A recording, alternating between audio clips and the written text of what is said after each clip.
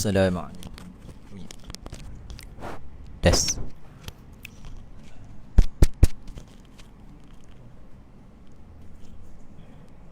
Tes. Masalah terbalik.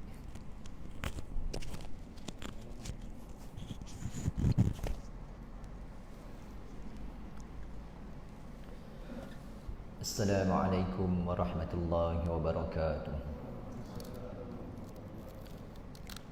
Al-Fatihah untuk diri kita, ibu dan ayah kita, adik-beradik kita, saudara mara kita, jiran tetangga kita, para sahabat kita, para pemimpin kita, dan kepada semua orang muslimin muslimat, mukminin mukminat sama ada yang masih hidup ataupun telah meninggal dunia. Al-Fatihah. Na'udzubillahi minasyaitonirrajim. Bismillahirrahmanirrahim. Alhamdulillahirabbil alamin. Arrahmanirrahim. Maliki yaumiddin. Iyyaka na'budu wa iyyaka nasta'in. اهدنا الصراط المستقيم صراط الذين أنعمت عليهم غير المغضوب عليهم ولا الضالين. نعوذ بالله من الشيطان الرجيم. بسم الله الرحمن الرحيم. الحمد لله رب العالمين، نحمده ونستعينه ونستغفره ونعوذ بالله من شرور أنفسنا ومن سيئات أعمالنا. من يهده الله فلا مضل له ومن يضلل فلا هادي له. أشهد أن لا إله إلا الله وأشهد أن محمدا عبده ورسوله. قال رب اشرح لي صدري ويسر لي أمري واحلل عقدة من لساني يفقهوا قولي. سبحانك لا علم لنا إلا ما علمتنا إنك أنت العليم الحكيم. ولا حول ولا قوة إلا بالله العلي العظيم. أما بعد. Yang saya hormati Tuan Imam, Tuan Bilal, yang saya muliakan Tuan Pengerusi, yang saya muliakan barisan jawatan kuasa masjid, ibu-ibu, ada juga ibu-ibu, ayah-ayah muslimin muslimat, mukminin mukminat yang dirahmati Allah sekalian. Alhamdulillah, bersyukur kehadirat Allah Subhanahu wa taala. Hari ini sebenarnya nampak macam lebih ramai lagi sebenarnya dalam keadaan macam ni. Dia duduk. Alhamdulillah, kita semua telah dipilih oleh Allah Subhanahu Wa Taala untuk hadir ke rumah Allah Subhanahu Wa Taala, hadir ke Riyadhil Jinan, taman-taman syurga. Orang yang datang ke majlis ilmu, walau apa jua sekalipun niatnya, walaupun hari ini ada yang datang dalam keadaan terpaksa, ada yang datang dalam keadaan tak suka, maka ketika diangkat oleh malaikat jumpa dengan Allah Subhanahu Wa Taala, orang itu kata Allah, walahu qad ghafartu, orang itu aku ampunkan juga. Jadi sangat besar manfaat orang yang datang majlis ilmu. Jadi tuan-tuan rahmati Allah, ni kita sekarang dalam musim PKP ya, yang tempoh hari ada cerita-cerita kata banyak persoalan. Orang tanya sembahyang kalau dekat luar pagar, ada yang tak dapat masuk sembahyang kat luar pagar, sah ke tidak sah? Perlu kita buat ukuran ialah 300 hasta daripada pintu masjid. Persoalannya, orang yang solat di luar pagar, kat luar pagar tu masjid ke bukan? Bukan masjid, tapi tetap sah. Pasal apa? Tengok pagarnya. Tonton kat sini ada berapa pagar? Sana pagar utama. Walaupun pagar itu dikunci, walaupun pagar mangga, tapi hanya bersifat mangga sementara, hanya bersifat kunci sementara. Kalau mana dia sembahyang kat luar pagar, syaratnya dia menghadap kiblat, tetap sah. Kalau tak, jangan belik-belik kalau mana. Itu apa tak sah? Ada sah. Melainkan pagarnya dekat belakang ni, kita sembahyang kat sini, dia sembahyang kat belakang. Jadi siapa imam? Kita imam ke dia imam? Kalau gitu tak sah. Ataupun pagar yang bersifat dah tak dibuka-buka lagi. Pagar lah tu dah ditutup tu, ada tak kat sini pagar yang memang dah tak buka? Contoh kita ada pagar, dulu ini boleh buka, lepas tu kita dah isytihar pagar ini tak payah buka-buka, kunci terus. Maka kalau solat dekat pagar yang macam tu tak sah. Jadi kalau dia solat kalau pagar, bentang sejadah menghadap kiblat, insya-Allah sah. Jadi sekarang alhamdulillah dah boleh datang untuk solat, tak payah nak bergaduh-gaduh. Ada yang sampai kata terajang tabung, ngamuk tak dapat datang, hebat betul. Ada yang panjat pagar. Jadi alhamdulillah sekarang dah boleh datang. Jadi insya-Allah tuan-tuan rahmati Allah, malam ini kita tukar angin, kita ngaji kitab Kitabul Adab. Kitab yang menghimpunkan adab-adab. Banyak sangat adab, tapi dalam kitab ni insya-Allah ada 50 adab dalam 50 keadaan yang hasil pelajaran dengan guru kami Al-Alamah Al-Habib Zain bin Ibrahim bin Zain bin Sumaid Ba'alawi dan kitab-kitab para ulama. Dan ini ditahqiq oleh karya Said Muhammad Amin bin Al-Idrus bin Abdullah bin Umar bin Syekh Abu Bakar bin Salim Al-Ba'lawi Al-Husain. Kitab ni bagus. Saya beli dengan pustaka Tok Kenali. Dekat Johor tak jumpa lagi pun. Jadi dalam ni macam-macam ada. Kalau bab potong kuku, macam mana nak potong kuku jadi kayu. Ni orang suka tu. Potong kuku biar tak sakit mata. Ada. Jadi kalau tuan-tuan buka, macam dia punya cara potong kuku ni, jari-jari ni dimula dengan jari mana. Jadi insya-Allah pada malam ini kita akan kongsikan bukan tajuk potong kuku, tapi kita ikut adabnya. Yang pertama ialah adab-adab ketika akan tidur, sebelum tidur. Adab sebelum tidur. Banyak Banyak. Kalau kita sebelum tidur ni macam-macam kita buat. Mana satu ranking yang paling afdal untuk kita buat? Sebelum tidur selalu kita dengar nak baca 3 kul, nak baca 4 kul, nak baca ayatul kursi, nak istighfar, nak selawat. Apa perkara pertama yang perlu kita buat? Jadi diajarkan oleh alim ulama, yang pertamanya ialah berwuduk. Susunan yang pertama ialah berwuduk. Nabi kata apa? Tahhiru hadhil ajsad. Tahharakumullah fa innahu laysa min 'abdin yabitu tahiran illa bata ma'ahu fi syi'arihi malak. La yanqalibu sa'atan min al-lail illa qala Allahumma ighfir li 'abdika fa innahu bata tahiran. Jadi Nabi kata tahhiru hadhil ajsad. Sucikanlah badan kalian. Tahharakumullah, nescaya Allah akan mensucikan kalian. Kerana apa? Fa innahu laisa min 'abdin yabitu tahiran. Kerana sesungguhnya tidaklah seseorang hamba tidur dalam keadaan suci. Fa innahu laisa min 'abdin yabitu tahiran, kecuali malaikat akan menemani di kepalanya. Tadi illa bata ma'ahu fi syi'arihi malak. Malaikat tu akan duduk dekat atas kepala, bukan duduk kat nindihkan kepala kita, tak. Duduk kat bahagian kepala. Untuk apa? La yanqalibu sa'atan minal lail, dan tidak akan hamba tersebut berbolak-balik tatkala tidur pada malam hari. Illa qal Allahumma ighfir li 'abdik, kecuali malaikat tersebut akan berdoa. Doanya apa? Allahumma ighfir li 'abdik. Ya Allah, ya Tuhan, ampunilah hamba-Mu ini, kata malaikat. Jadi untuk apa? Tuan-tuan sepanjang tidur, dengan syarat tidur itu dalam keadaan berwuduk.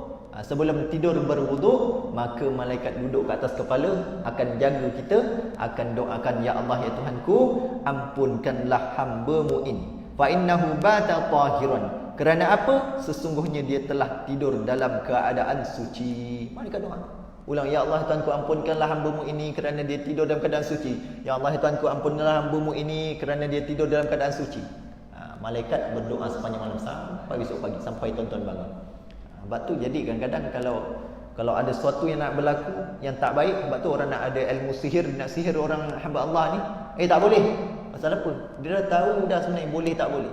Sebab tu salah satu amalan agar kita tidak terkena sihir waktu tidur, hendaklah kita berwuduk. Persoalan berwuduk ni, ada orang kata saya susah nak berwuduk. Asal berwuduk bini yang pegang, nanti batal diambil lagi. Asal berwuduk batal. Tak. Dia beza tuan-tuan. Tuan-tuan berwuduk, yang tadi kita berwuduk kerana nak solat. Tapi dalam hal ini kita berwuduk kerana ingin tidur. Aku nak tidur ni, aku ambil wuduk. Jadi kalau isteri tuan-tuan terpegang, maka kalau tuan-tuan tak nak pergi ambil wuduk lagi pun tak apa. Tapi tak boleh kerjakan untuk solat. Jadi kita ambil wuduk tadi kerana ambil berkat berwuduk sebelum tidur. Ada tak hadisnya? Tadi Nabi ajarkan tadi hadis.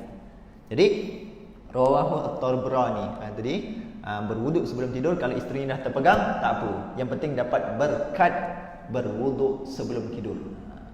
Beza dengan orang yang berwuduk nak mengerjakan solat. Itu tak boleh lah, bini pegang. Oh, tadi ustaz kata bini pegang tak batal lah. Sudah, dia salah faham. Berwuduk nak solat lain, berwuduk nak tidur lain. Tu beza dia. Kalau nak tidur dia tak apa, terpegang. Susah juga, sikit-sikit tercuit, ambil wuduk. Abang ni kenapa asyik keluar masuk? Pasal apa?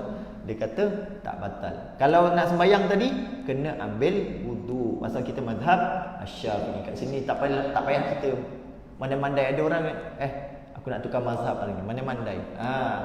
Kita mazhab Asy-Syafi'i. Tak perlu nak tukar. Sebab mazhab Asy-Syafi'i pun tak katam lagi. Katamkan dulu. Jadi tuan-tuan rahmati Allah, itu berdasarkan hadis. Satu lagi, an Abi Darda radhiyallahu anhu mauqufan, idza nama al-'abdu 'ala taharatin rufi'a ruhuhu ila al-'arsy. Ini adalah hadis Ibnul Mubarak wal Baihaqi. An Abi Darda, daripada Abi Darda, idza nama al-'abdu 'ala taharatin, jika seorang hamba tidur dalam keadaan suci, rufi'a ruhuhu ila al-'arsy, maka nyawanya diangkat sampai naik ke arasy. Maksudnya apa? Ada punya roh jalan kat mana? Dia jalan dekat arasy Allah Subhanahu wa taala. Ini hadis riwayat Al-Baihaqi. Jadi roh kita tak boleh lega-lega. Kadang-kadang tu yang kadang-kadang mimpi bukan-bukan. Mimpi bukan-bukan kan. Jadi kan sebelum kita sebut mimpi. Mimpi kita manusia biasa ni kadang-kadang berkaitan dengan kehidupan seharian. Kan sebelum kita sebut pagi pergi kenduri kahwin, malam mimpi kahwin satu lagi. Itu mimpi kita kan. Pagi pergi nengok motor orang lalu, malam mimpi beli motor. Jadi itu mimpi yang bukan-bukan. Jadi kalau dalam ni pun ada sebutkan ada adab mimpi. Kalau mana mimpi yang baik-baik, tak boleh tak perlu kita ceritakan kepada orang lain, melainkan kepada orang yang kita cintai. Tonton kat rumah, contoh yang tonton cintai, yang tonton percaya siapa?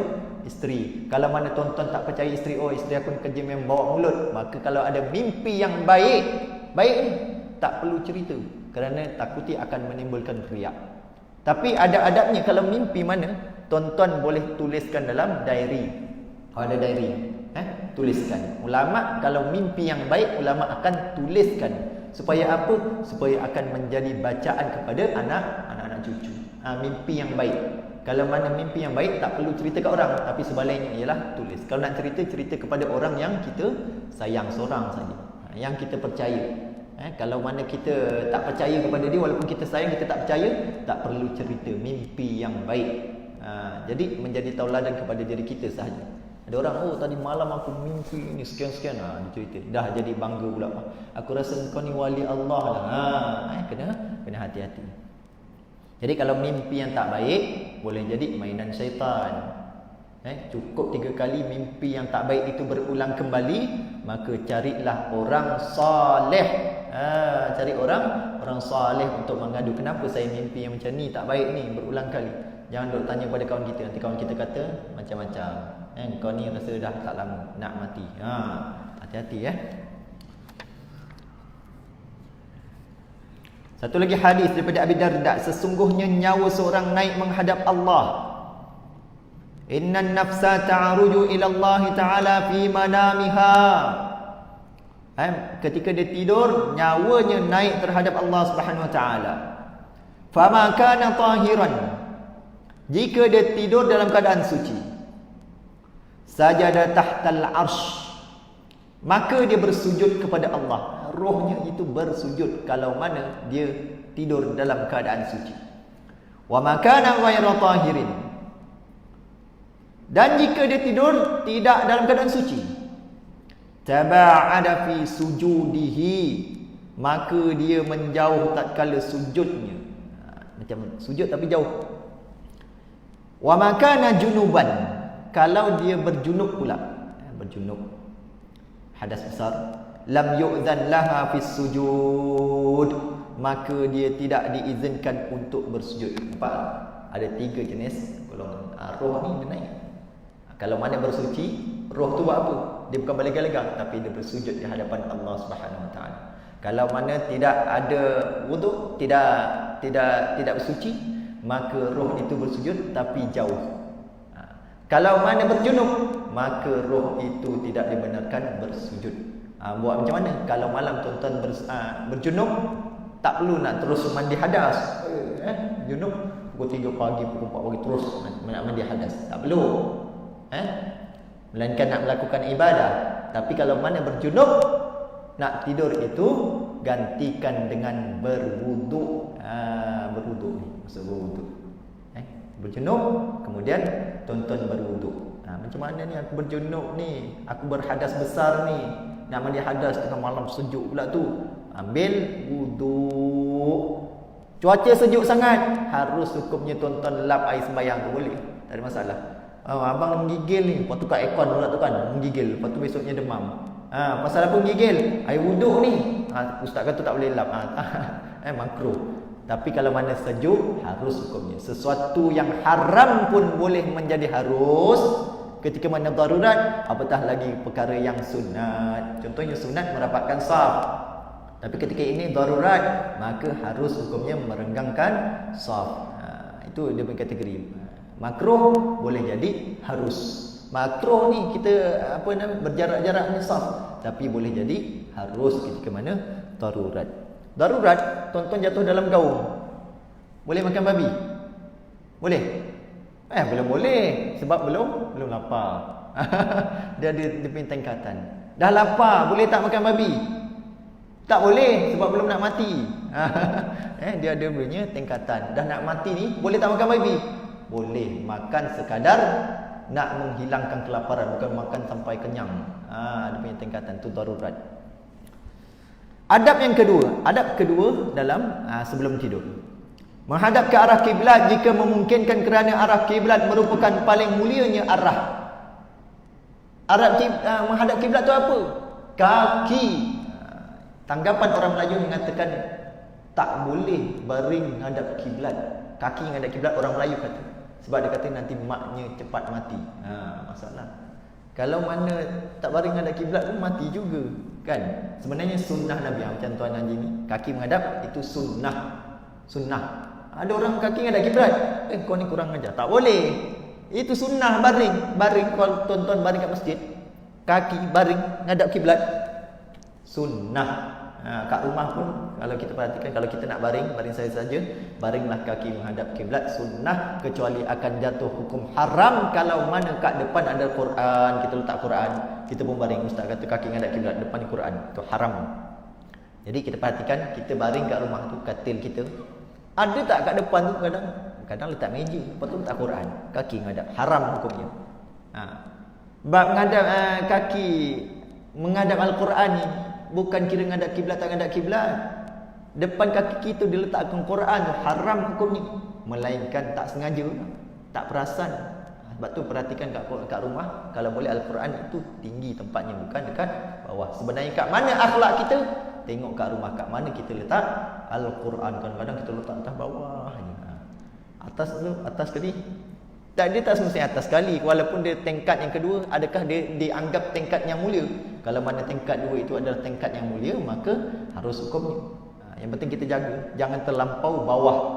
Contoh macam ni kan, contoh kuliah, ada orang Quran letak kat bawah, bawah kaki.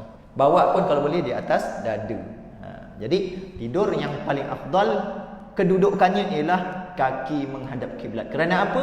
Kalau tuan-tuan bangun, automatically tuan-tuan adalah menghadap kiblat. Beza kalau tuan-tuan membelakang kiblat, kaki belakang kiblat, bangun, maka automatik badan kita akan membelakangkan kiblat. Tidak haram hukumnya, tapi makruh sahaja membelakangkan kiblat. Sebab kita ini dituntut untuk menghadap kiblat walaupun bukan dalam solat. Adab tidur yang ketiga, tidur berbaring ke arah sebelah kanan. Yang kita pernah dengar ni sebelum ni. Baring miring arah sebelah kanan, maka itu sunnah. Sunnah tubuh badan. Yang pertama tadi yang paling afdal kaki menghadap kiblat, yang keduanya ialah badan miring ke arah sebelah kanan. Jadi kalau tanya miring sebelah kanan mana lagi afdal dengan kaki menghadap kiblat, dua-dua boleh, cuma yang lebih afdal ialah kaki menghadap kiblat, melainkan ada Al-Quran kat depan dia. Idza ataita madja'ak fatawadda' wudu'aka lis-salah. Idza ataita madja'ak, jika kamu akan berbaring di tempat tidurmu, fatawadda' wudu'aka lis-salah, maka berwuduklah sebagaimana kamu akan berwuduk untuk solat. Kemudian ittaji' ala shiqqikal ayman, kemudian berbalinglah ke sebelah kanan. Itu hadis Nabi riwayat Bukhari dan juga Muslim. Adab yang keempat, bertaubat daripada seluruh maksiat Kerana dikhawatirkan ajalnya, kematiannya akan datang tatkala dia tidur. Taubat. Ini disebutkan solat. Saya nak tidur Ustaz. Solat sunat apa yang paling afdal untuk saya? Maka tuan-tuan tak payah fikir-fikir, tuan-tuan solatlah solat sunat taubat. Usolli sunnat at-taubati rak'ataini lillahi ta'ala. Sahaja aku sembahyang sunat taubat 2 rakaat kerana Allah. Sembahyang tengah malam sebelum tidur. Itu taubat. Boleh juga taubat dengan istighfar. Astaghfirullahalazim, astaghfirullahalazim, astaghfirullahalazim buat 100 kali. Ada juga adab memegang tasbih. Tak payah pakai tasbih, guna jari 100 kali. Astaghfirullahalazim, astaghfirullahalazim, astaghfirullahalazim. Tapi kalau boleh solat sunat taubat, sujud akhir tu doa dalam hati, ya Allah ya Tuhanku, ampunkan dosaku hari ini ya Allah. Ataupun yang paling afdal kita boleh istighfar, sayyidul istighfar, penghulu segala istighfar. Orang yang nanti balik dipanjang sikit sayyidul istighfar. Balik nanti buka handphone, kalau masing-masing ada handphone, buka Google, type sayyidul istighfar, itu besar. Ataupun bahasa Melajunya ialah penghulu istighfar. Orang yang membaca, ada ulama mengatakan orang yang membaca sayyidul istighfar ini pada waktu pagi, maka dia meninggal sebelum menjelangnya malam, maka syurga tempat dia. Dan orang yang orang yang membacanya pada waktu malam dan dia meninggal sebelum pagi, maka syurga juga tempatnya. Itu kelebihan sayyidul istighfar. Hebat baca tu. Kalau tak dapat solat sunat taubat, sayyidul istighfar. Kan ada Allahumma anta rabbi la ilaha illa anta khalaqtani. Pernah dengar? Itulah. Nanti balik hafalkan. Seterusnya taubat. Kurang-kurang istighfar. Astaghfirullahalazim, astaghfirullahalazim, astaghfirullahalazim. Adab yang kelima, selain daripada tu tadi kita sebutkan, taubat tadi taubat juga. Tuan-tuan kena maafkan orang. Kita nak Allah Ta'ala ampunkan kita, maka sebelum tu kita kena maafkan orang. Ya Allah Tuanku, hari ini aku maafkan. Siapa kalau tuan-tuan ada marah orang? Suami minta maaf isteri, maafkan isteri juga. Awak, saya hari ini saya dah maafkan awak. Walaupun isteri tak nak minta maaf, tuan-tuan jadilah suami yang pemaaf, memaafkan. Memang dituntut isteri sebelum tidur patutnya kena minta maaf dengan suami. Dan suami hendaklah jadi orang yang memaafkan walaupun isteri tak minta maaf. Didik.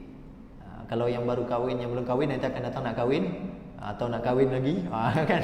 Yang dah sedia ada ni payah pula nak gerakkan. Nanti kalau ada yang baru mungkin mudah dididik. Awak nanti kalau kahwin dengan saya, setiap hari sebelum tidur mesti minta maaf dengan saya. Boleh? Boleh. Kahwin, jom kahwin. Kahwin dengan cara betul lah, jangan kahwin kahwin lari-lari pula tak bagus. Seterusnya, niat akan bangun sebelum fajar subuh supaya dapat melaksanakan solat sunat tahajud. Niat, ya Allah ya Tuhanku. Ada cara-cara nak niat agar mudah bangun. Diajarkan oleh alim ulama, baca bismillahirrahmanirrahim 21 kali. Bismillahirrahmanirrahim, bismillahirrahmanirrahim, bismillahirrahmanirrahim 21 kali. Lepas habis baca 21 kali, ya Allah ya Tuhanku, sadarkan aku pada jam sekian-sekian. Cuba buat ni malam. Baca 21 kali. Tapi berwuduklah kalau boleh, tadi ambil wuduk. Baca bismillahirrahmanirrahim 21 kali, kemudian niat, ya Allah Tuhanku, aku nak bangun pada jam pukul 4.15 pagi. Kadang-kadang tepat-tepat. Pelik betul kan? Itu dia punya hebatnya. Bismillahirrahmanirrahim 21 kali. Dah buat tu, nak buat apa? Sebelum tidur maka dianjurkan untuk solat sunat witir terlebih dahulu. Hal ini jika tidak yakin akan bangun sebelum azan subuh. Ada orang tanya, nak solat sunat witir ni mana lagi afdal, sebelum tidur ataupun sebelum subuh? Sebelum azan subuh, mana lagi afdal? Kita lihat hadis Nabi, man khafa alla yaquma min akhiril lail. Barang siapa yang takut tak bangun, yang ini untuk mendirikan solat pada akhir malam. Apa solat akhir malam? Akhir malam maksudnya sebelum subuh. Ada solat sunat sebelum azan subuh, tahajudnya, sebagainya. Kalau takut tak sempat, sadar-sadar dah azan, Ada orang macam ni. Maka apa yang buat? Fal yutir awwalah, maka salatlah witir di permulaan malam sebelum tidur. Awal malam sebelum tidur. Jadi tuan-tuan ni, aku ni boleh bangun subuh. Ada orang memang boleh tidur lambat ke apa ke, malam dia ada orang kan, malam dia tidur lambat. Ngoteh pukul 3 4 pagi. Tidur besok pagi dia paling awal bangun. Ada orang dia memang boleh bangun awal. Jadi orang yang boleh bangun awal, maka afdal solat sunat witir di hujung besoknya. Kalau tak boleh, fal yutir awwalah, solatlah witir pada awal malam. Macam Cik Isam senang bangun pagi. Senang. Kalau senang, solat witir afdalnya solat esok pagi. Wa man tami'a an yaquma akhirahu, maka solatlah. Dan wa man tami'a an yaquma akhirahu, dan barang siapa yang yakin dapat bangun pada akhir malam, falyutir akhiril lail, maka solatlah witir di akhir malam. Siapa yang tak yakin, tak boleh nak bangun, besok dia boleh bangun, tak boleh bangun ni, malam ni main futsal ke contohnya, badannya penat sangat kan, maka solat sunat witir sebelum tidur. Fa inna salata akhiril lail mashhudah. Mashhudah tu, kerana sesungguhnya solat pada akhir malam disaksikan oleh malaikat. Ni kata ulama, apa masyhudah? Mahduratun tahduruha malaikatur rahmah, disaksikan oleh malaikat yang namanya malaikat rahmat. Sebab tu ada orang dulu saya pernah tanya, kenapa malam Jumaat rumah awak ni adalah kat kampung, kenapa rumah cik buka lampu semua, selalu gelap, jimat elektrik, buka semua lampu? Sebab malam Jumaat malaikat nak tengok rumah terang. Dia salah faham. Sebenarnya nak tengok rumah terang buat apa? Inilah, walaupun rumahnya tak ada elektrik, tapi dia solat sunat malam, dia baca Quran, maka dipandang daripada langit oleh malaikat rumahnya terang. Bukannya buka lampu. Jadi salah faham. Macam kita, jom tengok bola. Tonton pergi stadium ke, letak bola kat depan tengok. Kalau orang tak faham masa, dia letak bola, dia tengok je. Tengok bola.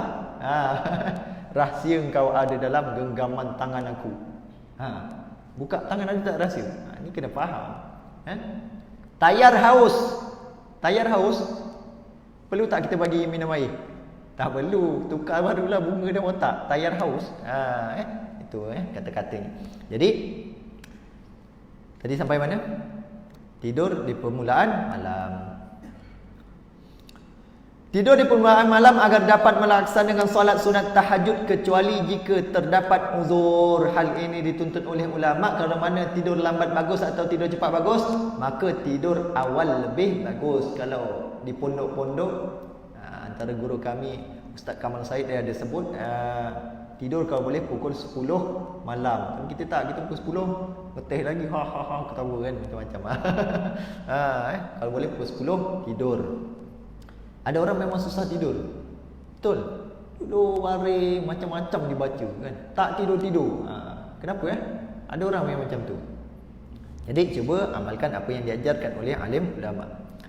An Aisyah radhiyallahu anha qalat kana ta'ni Rasulullah sallallahu alaihi wa alihi wasallam yanamu awal al-lail wa yuhyi akhirahu. Daripada Sayyidatuna Aisyah radhiyallahu anha, beliau berkata,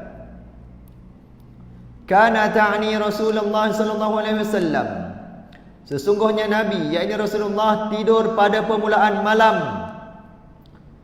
Yanamu awalal lail, tadi tidur dalam permulaan malam.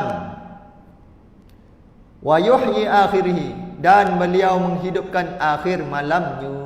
Nabi, kalau tanya Nabi tidur cepat ke tidur lambat, Nabi tidur pada permulaan malam, tapi Nabi buat sesuatu lah amalan tidur awal. Dan Nabi wa yuhyi akhirahu, Nabi menghidupkan akhir malamnya, iaitu akhir malam sebelum subuh. Itu yang berkualiti. Bukan ibadah malam tu tak tidur ni. Tak tidur, ada orang jom tidur, tak nak tidur, ibadah malam tidur. Tak tidur sampai pukul 5 pagi, ngantuk. Subuh pukul 10 pagi. Pasal apa?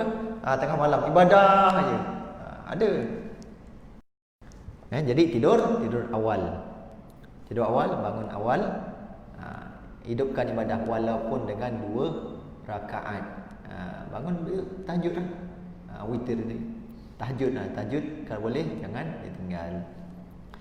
Dianjurkan sebelum tidur untuk mematikan api yang sedang menyala di dalam rumah kerana dikhawatirkan dapat menyebabkan terjadinya kebakaran. Dulu orang rumah tak pakai elektrik, pakai api, maka matikan. Ataupun sebenarnya tak elok masak. Contoh nak masak sesuatu yang lama pakai dapur gas, tinggal waktu tidur.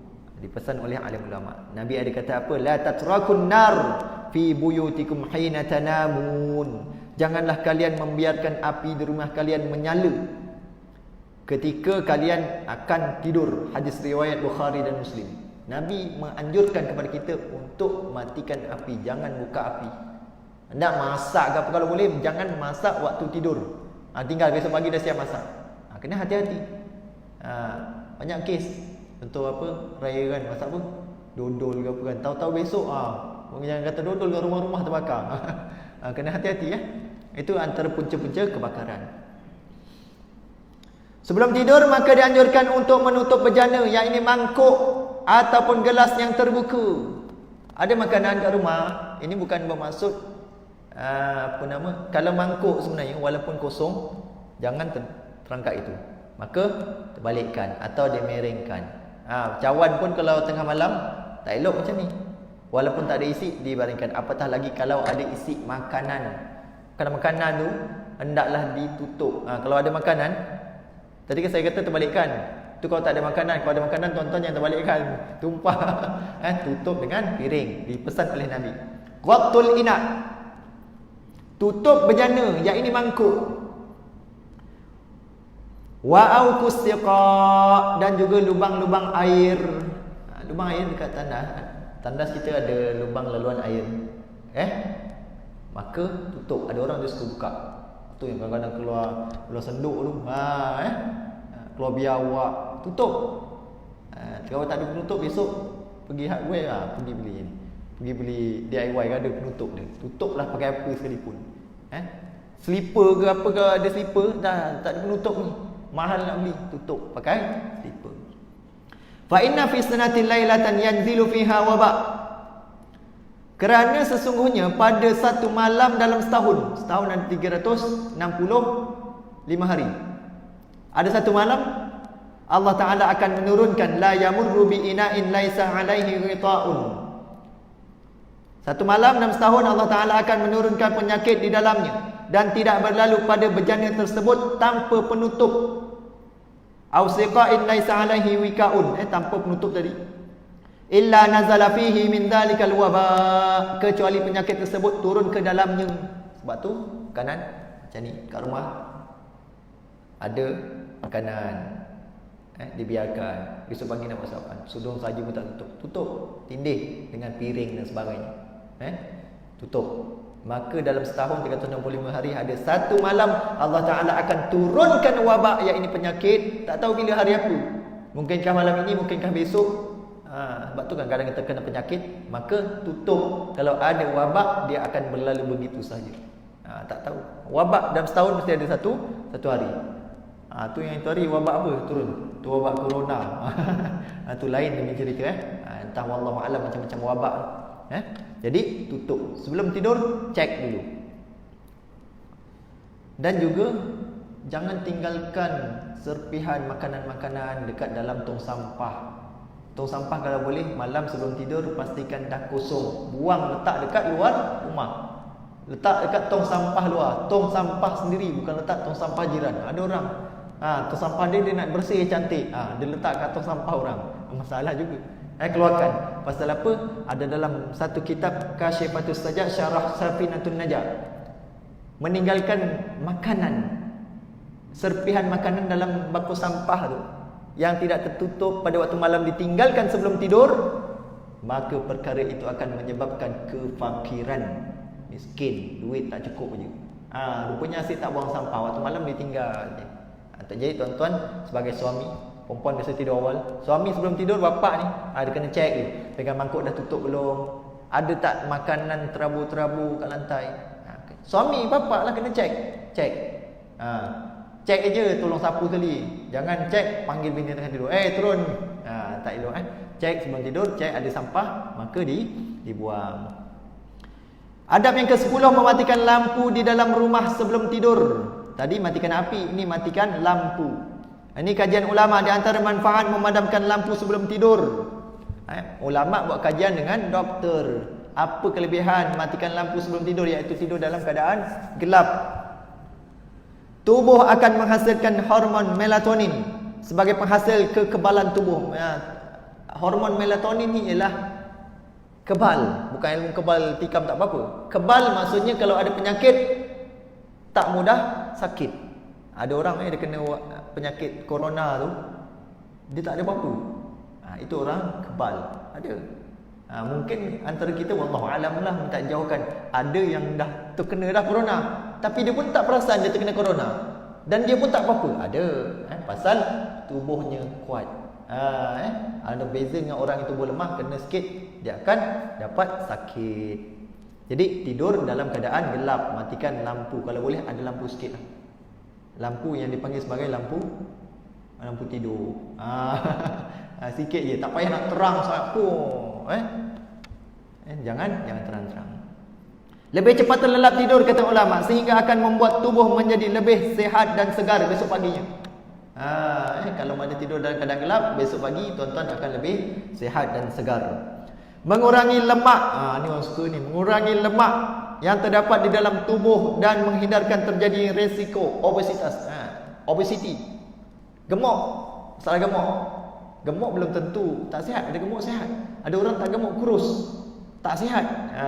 Jadi sihat. Jadi kalau siapa yang nak kuruskan badan, tak payahlah nak daya-daya sangat. Cuba tidur dalam keadaan gelap. Boleh, kata alim ulama, dia akan mengurangkan resiko obesity. Lemak-lemak boleh terkurang waktu gelap. Meningkatkan kinerja otak. Otaknya jadi lebih cepat berfungsi sehingga dapat mengurangi pikun saat masuk usia lanjut. Selain itu juga dapat menghilangkan stres. Kerana saat seorang berada dalam ruangan gelap, maka secara automatik fikirannya menjadi lebih rileks dan tenang dalam gelap. Tapi janganlah kita lepas ni kuliah dalam keadaan gelap. Ini untuk tidur, bukan untuk kuliah. Ustaz kata baliknya rumah semua matikan lampu. Ustaz kata kalau gelap tenang. Tak boleh tenang, nanti bergaduh pula. Ni nak tidur, bukan dalam keadaan lain. Dalam keadaan lain buka lampu lah. Seterusnya yang terakhir dalam adab yang ke-10 ialah menghemat biaya elektrik.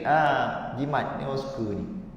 Jimat kata ulama, jimat elektrik. Sebab tu waktu PKP ke orang ngamuk-ngamuk kan, elektrik. Saya elektrik jimat RM34 PKP. Berapa bulan? Pasal PKP kat kampung. Tapi tolong bayar juga. Balik kampung lama-lama tolong bayar. Jangan duduk lama-lama kat kampung, lepas tu lari. Tak nak bayar. Mana yang itu hari dah kat kampung, tolong bayar. Mana yang tonton, anak-anak tonton dah balik rumah tonton, balik dari kuliah ni minta duit. Minta bayar ansur-ansur, minta sikit-sikit. Jadi yang ke-11, mengunci pintu rumah sebelum tidur. Azan. Mengunci rumah ni yang terakhir lah. Sebenarnya ada berpuluh, tapi kita dapat 11 malam. Kunci rumah sebelum tidur. Atfi'ul masabih idza raqadtum. Jika salah seorang daripada kalian akan tidur, maka matikanlah lampu-lampu.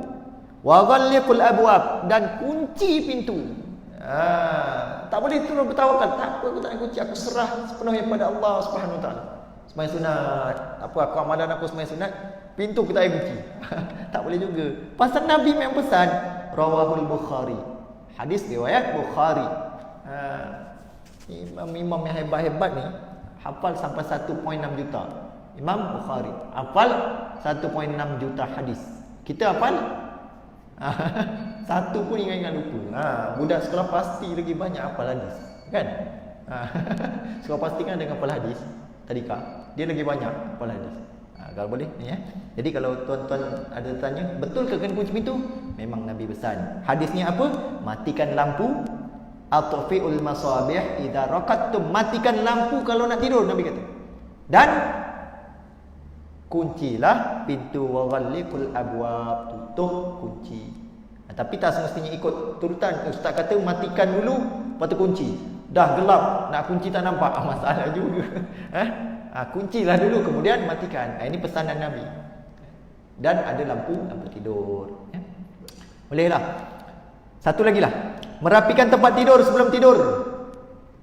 Merapikan tempat tidur sebelum tidur. Hadisnya apa? Idza awa ahadakum ila firashi. Jika salah seorang daripada kalian akan tidur di kasurnya, di katilnya, selimutnya, apa nak buat? Falyanfuk firashahu bidakhilati izarihi. Maka bersihkanlah selimutnya dengan ujung sarungnya, yang ini bajunya. Kerana apa? Fa innahu la yadri ma khalafahu alaihi.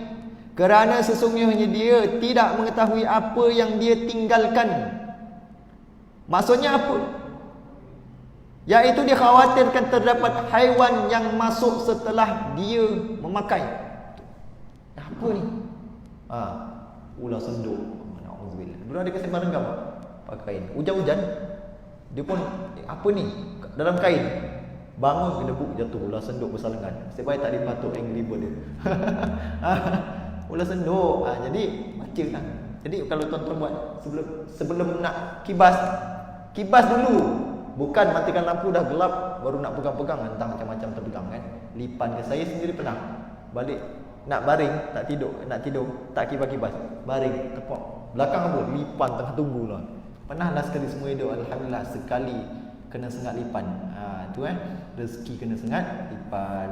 Orang tu kata kalau kena sengat lipan sembuh siltop, hilang dia punya bisa. Ambil siltop, sembuh dekat tempat gigit tu, sembuh, hilang bisa, tapi berkudis pula tu lepas tu. Tak guna juga. Jadi tuan-tuan rahmat Allah, akhir kata yang baik dan buruk datang daripada Allah Subhanahu Wa Taala atas firman diri saya sendiri. Mohon teguran anda silap kata. Aku qouli hadza astaghfirullahalazim li wa lakum wa billahi hidayah wa taufiq. Wassalamualaikum warahmatullahi wabarakatuh.